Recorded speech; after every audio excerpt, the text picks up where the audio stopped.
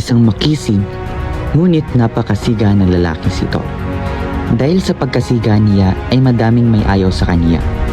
Dahil din dito ay madaming humahamon sa kanya ng away.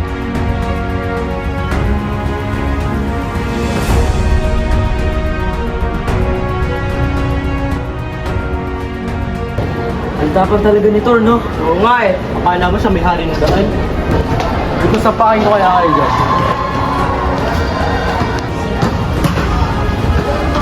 May nagawa na away. Scar na naman. Tara palagan natin.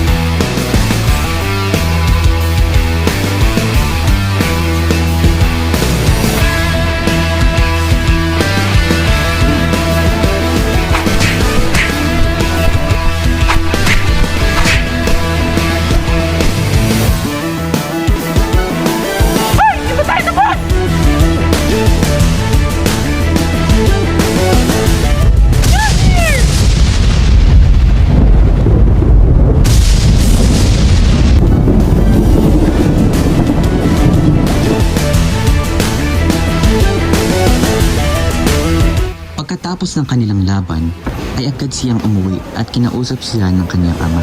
Tay, bahay na po ako. Ginamit mo na naman yung Mjolnir? Di ba sabi ko huwag mo muna gagamitan? Eh kasi tay, buti kami matalo ni Carl. Alam mo anak, ang Mjolnir ay ginagamit lamang sa kabutihan. Sige po tay, hindi ko na po gagamitin. Pinuntahan ng mga nakaaway ni Thor ang kanilang pinuno at humingi ng resback sa kanya. Pre, may pumunta sa atin. Rest baka naman. O sige pa. Hinamon nilang muli si Thor upang makipagiganti at mapapagsak siya. Hoy! Kabayin tayo? Oo, tatahamunin. Sige, sabi mo eh. Logi, Logi, Logi, Logi.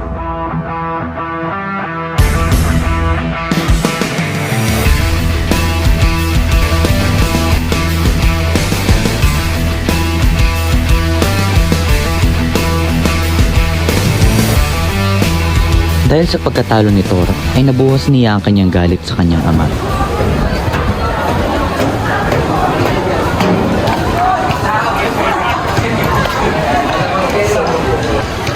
Napaaway ka na naman? Galing ka ba magbabago, Thor? Tay, pwede ba tigilan mo na ako?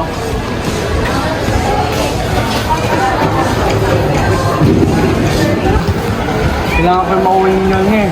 Pag wala kami yun eh, wala yung lakas ko.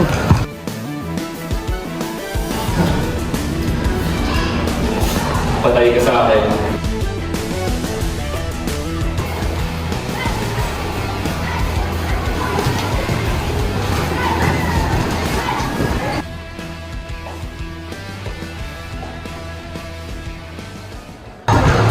Handa ka na pala eh. Tapusin na natin to.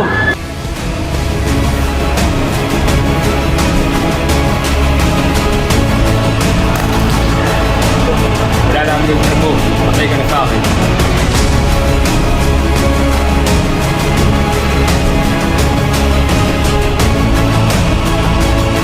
Ano sa tatay ito?